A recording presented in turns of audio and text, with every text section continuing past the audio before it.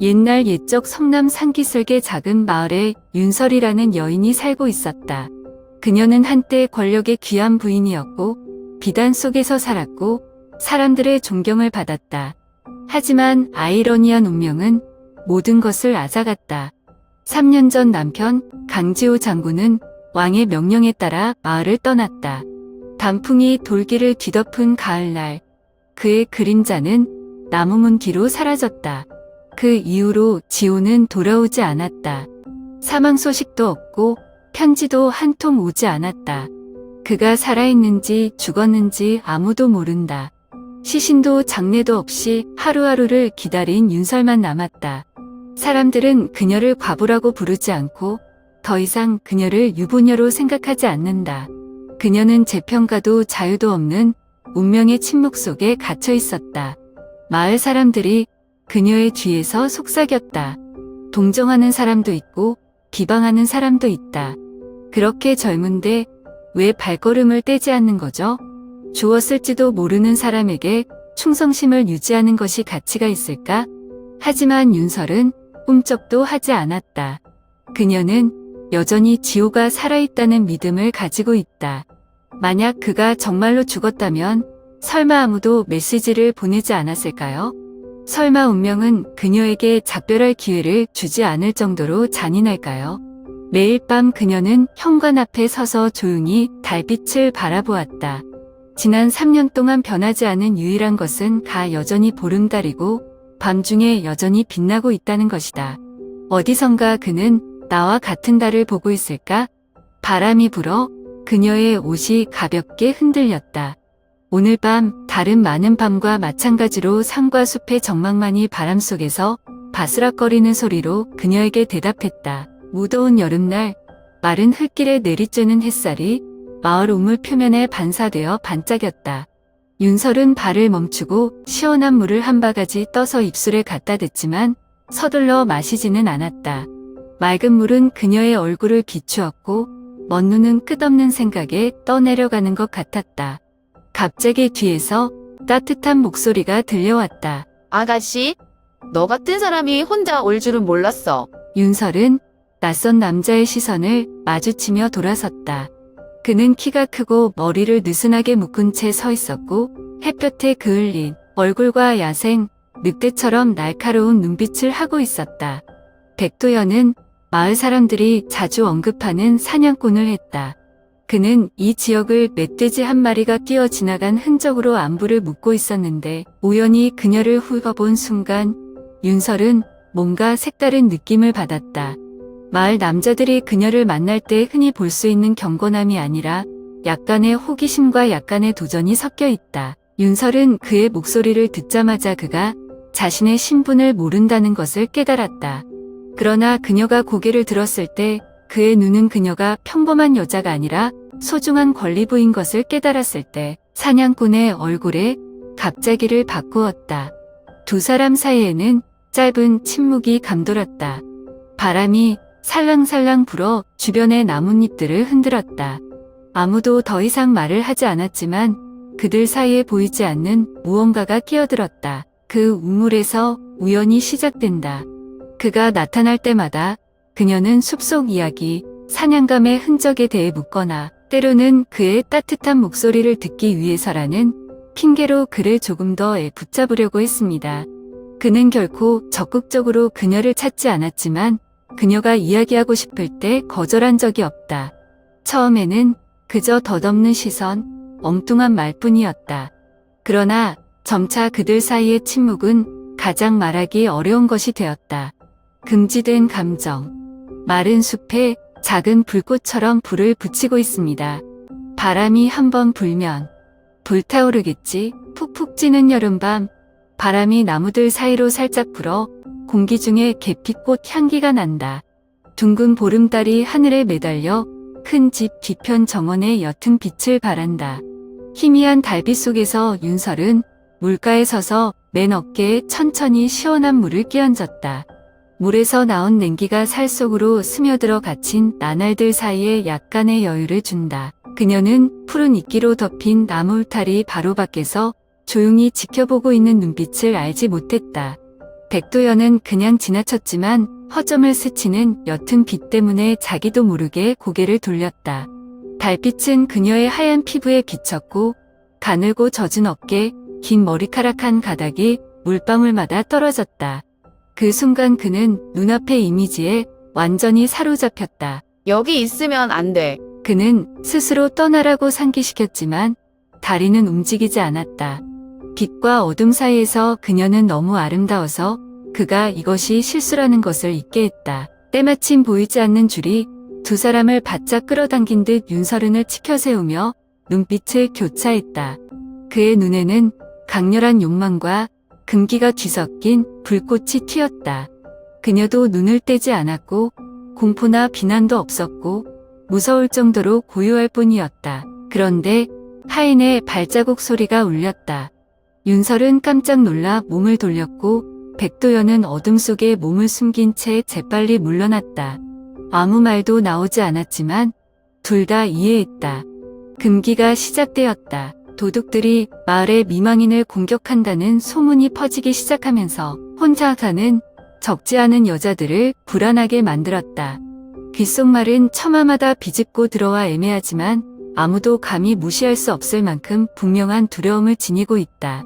윤설도 예외는 아니다. 그날 밤부터 달빛 아래서 눈을 마주친 후 그녀는 그 어느 때보다 불안해지기 시작했다. 밤이 될 때마다 창문 틈으로 바람이 불고 멀리서 들리는 개 짖는 소리도 그녀를 놀라게 할 정도였다. 이웃 할머니의 권유로 그녀는 백도연이 밤에 집에 머물도록 전에 감히 생각하지 못했던 일을 하게 되었다.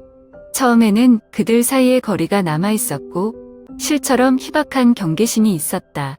그는 베란다에서 잠을 잤고 얇은 커튼에서 떨어져 있었고 그녀는 그의 존재를 생각하지 않으려고 노력하며 안에 누워 있었다.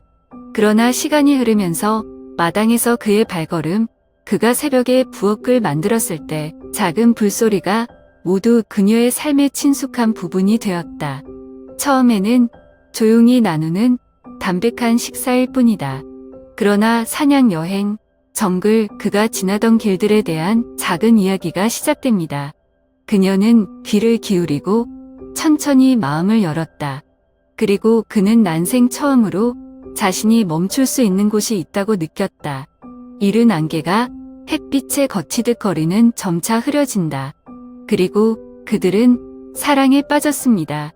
인정도 약속도 없습니다.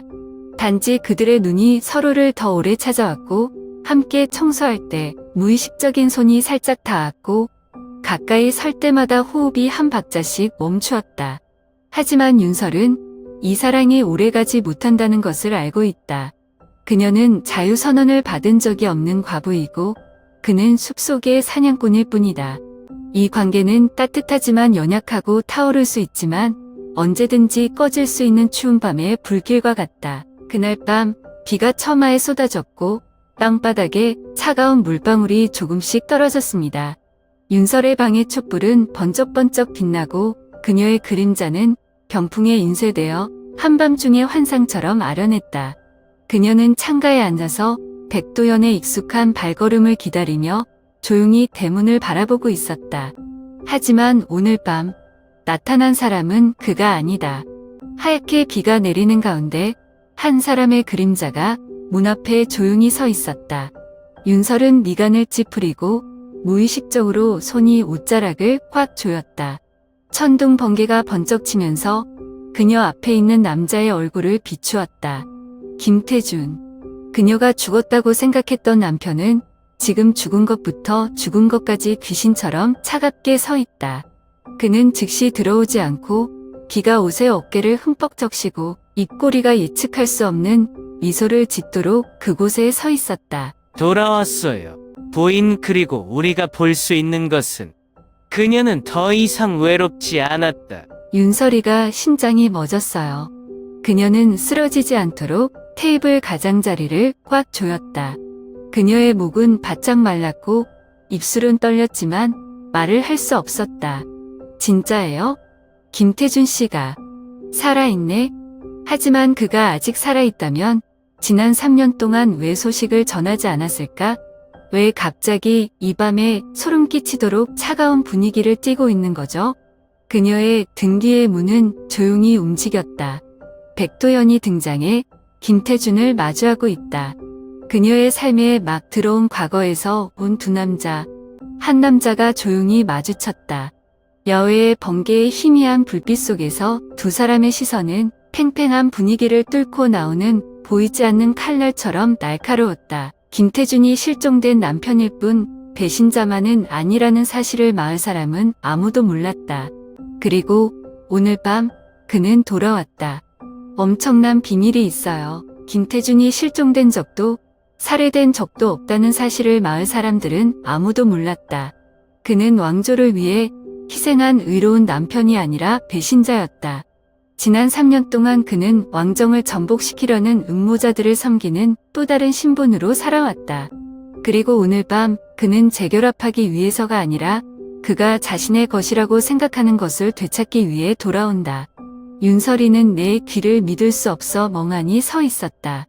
그녀가 전장에서 죽었다고 믿었던 지난 3년 동안 기다려온 남자가 이제 위험한 미소와 싸늘한 눈빛으로 눈앞에 나타났다.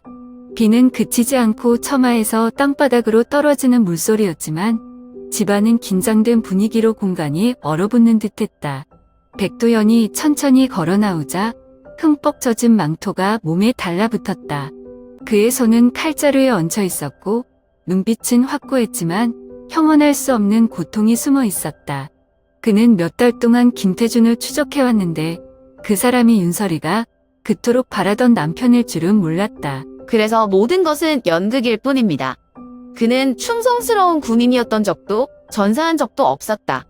지난 3년 동안 어디 있었어요? 어디서요? 우리는 진정한 강자들이 속한 곳에 있었습니다. 너희들이 썩은 왕조 앞에 무릎을 꿇는 동안 나는 세상을 바꿀 수 있는 자들의 편을 택했다. 무슨 말씀이세요? 지난 3년 동안 나는 너를 기다렸고 내가 살아있다고 믿었다. 그런데 알고 보니 내 생각은 한 번도 안 해봤어? 믿어요? 한심하다. 내가 여린 여인과 함께 하찮은 삶을 살기 위해 돌아올 거라고 생각해? 그의 말은 윤설의 마음을 칼로 찌르는 격이었다. 그녀는 더 이상 앞에 있는 남자를 알아보지 못했다. 이 사람은 그녀의 남편이 아닙니다. 그녀의 손을 흰 배나무 아래에서 잡았던 사람이 아닙니다. 이 사람은 낯선 사람, 망설임 없이 모든 것을 버리고 권력을 쫓는 사람이다. 김태준, 너는 도처에서 수배되었어. 저는 윤설이를 보호하기 위해서 뿐만 아니라 이 모든 것을 끝내기 위해서 이곳에 왔습니다. 오늘 날 따라와? 아니면 다시는 이곳을 떠날 기회를 갖지 못할 거야. 백도연이 칼을 뽑자 야외에 번갯불의 강철빛이 번쩍였다. 김태준은 웃음을 터뜨리며 싸늘한 웃음소리를 내더니 옆구리도 천천히 칼을 빼들었다. 한 명은 명예를 위해, 다른 한 명은 권력을 위해, 두 명은 마침내 마주섰다. 그리고 그들 사이에 윤설은 과거와 현재 사이에, 사랑과 배신 사이에 갇힌 여성이다. 칼날이 서로 부딪혀 차가운 밤비 속에서 작은 불꽃이 튀었다. 희미한 달빛 아래 비바람 속에서 두 남자가 서로에게 달려들었고 칼날이 휘둘렸고 철광이 밤 사이에 번쩍였다. 금속이 쨍쨍 부딪히는 소리가 고요한 집 마당 전체에 울려 퍼지면서 소름 끼치는 차가운 소리를 냈다. 김태준은 뱀처럼 빠르게 움직이며 날카로운 칼선이 상대의 약점을 노린다. 하지만 백도연은 움찔하지 않았고 한 번에 한 명의 사냥꾼의 기술뿐만 아니라 그가 사랑하는 소녀를 보호하겠다는 결심도 가지고 있었다. 윤설은 가슴이 두 동강 난 듯 그곳에 서 있었다. 차가운 비가 의복을 적셨지만 그녀는 전혀 알지 못했다. 그녀의 눈앞에서 3년 동안 기다리던 사랑했던 남자는 이제 옛날 남편의 차가운 눈빛으로 검을 휘두르는 사람이다. 그리고 그 남자는 목숨을 걸고 그녀를 보호하고 있다. 사랑하면 안 되는 사람이죠. 하지만 운명은 아이러니하게도 그들을 이 전쟁, 그녀가 막을 수 없는 전쟁으로 내몰았다. 내가 나를 대신할 수 있다고 생각하니? 천한 사냥꾼인데 감히 나를 상대해. 당신은 더 이상 그녀가 사랑했던 사람이 아닙니다.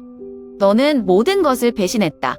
그리고 넌 그녀를 가질 자격이 없어. 김태준은 차갑게 웃으며 갑자기 속도를 내자 손에 쥐어진 칼날이 날카로운 선을 그으며 백도연의 가슴을 겨냥했다. 그는 더 강하고 더 빠르고 장군의 전투 경험을 가지고 있다. 백도연은 눈 깜짝할 사이에 숨을 몰아쉬며 뒤로 물러났다. 그의 팔에 긴 자상이 나타났고 젖은 셔츠 위로 피가 흘러내렸다. 윤설은 숨을 헐떡이며 무의식 중에 손으로 소매 속에 감추어진 작은 칼을 움켜쥐었다. 그녀는 무엇을 해야 합니까? 그녀는 사랑하는 사람이 살해당하는 것을 지켜볼 수 없었다. 그러나 부인할 수 없는 것은 그녀 앞에 서 있는 남자. 그녀에게 모든 것이었었다. 김태준이 윤설을 흘끗 보자 입가에 비웃음이 번졌다. 설 알아 나는 돌아올 때 그녀에게 기회를 줄 것이라고 생각했다. 하지만 지금은 필요 없어요. 그녀는 나를 배신하기로 결정했다. 그럼 난 아무것도 간직할 필요가 없어. 그는 몸을 돌려 마지막 한 방에 온 힘을 쏟아 백도연을 겨냥했다. 근데 마침 그때 윤설이가 달려왔어요. 생각할 시간도 망설일 시간도 없다. 김태준의 칼이 백도연을 관통하려던 찰나의 순간 그녀는 소매에서 단검을 뽑았다. 그리고 그녀가 사랑했던 남자를 직접 찔렀습니다. 죄송합니다. 태준, 그는 눈을 크게 뜨고 그녀의 배에 깊숙이 박힌 칼날을 내려다보며 피가 그녀의 작은 손을 붉게 물들였다. 그의 눈빛은 순간적으로 놀라움을 표시했지만 그리고 나서 공허함만 남았다. 김태준은 비틀거리며 뒤로 물러서며 떨리는 손으로 뱃속 깊이 꽂혀있는 칼날을 움켜쥐었다. 비는 여전히 내리고 있었고 차가운 물방울이 피가 흐르는 상처에 스며들었다. 그는 3년 동안 자신을 기다려온 그녀가 끝내주리라고 믿지 않는다는 듯 당혹스러운 눈빛으로 윤설을 올려다보았다. 그는 입을 벌려 무언가를 말하려 했지만 입꼬리에서만 피가 솟구쳤다. 마침내 그는 질퍽한 땅 한가운데로 무릎을 꿇고 공허한 눈빛으로 높은 검은 하늘을 지켜보았다. 일생의 야망, 일생의 배신, 모두 여기서 마치도록 하겠습니다. 윤설이가 칼을 놓자 힘이 빠진 듯 온몸이 부르르 떨렸다. 그녀는 더 이상 울 눈물이 없었고 할 말도 없었다. 그녀가 사랑했던 남자는 죽었지만 그녀가 알던 김태준은 더 이상 아니었다. 그는 변했고 자신을 권력에 삼켜버렸고 스스로 이 결말로 내몰았습니다. 백도연이 다가와 그녀의 손을 살며시 잡으며 애틋한 눈빛을 보냈다. 그는 그녀를 비난하지도 위로의 말도 하지 않았다. 그는 그녀를 조용히 데려가고 마을을 떠났고 너무 많은 슬픔이 쌓인 곳을 떠났습니다. 마을 사람들은 그 비오는 밤에 실제로 무슨 일이 일어났는지 모른다. 김태준이 대응으로 죽었다는 소문과 그의 미망인이 흔적도 없이 사라졌다는 소문만 무성할 뿐이다. 왕정은 마침내 반란 음모를 밝혀냈고 그의 진영의 나머지 사람들은 체포되었고 김태준이라는 이름은 충성스러운 장군들 명단에서 삭제되었다. 윤설과 백도연은 그들이 누군지 아무도 모르는 남쪽으로 향했다. 그들은 더 이상 과부와 사냥꾼이 아니라 비극을 함께 극복하며 함께 새로운 삶을 살 기회를 찾은 두 인간일 뿐이다. 그들의 사랑은 사회의 장벽을 극복했지만 그 대가로 그들은 너무 많은 것을 교환해야 했다. 그들은 과거를 잃었고 명분을 잃었으며 오래전에 가졌어야 했던 평화를 잃었다. 그러나 그 손실 사이를 바꾸지 않는 한 가지는 그들이 서로에 대한 사랑입니다. 영원히 묻힐 비밀도 있고 결코 지워지지 않을 죄도 있지만 결국 진실은 여전히 드러나고 진정한 사랑은 승리한다.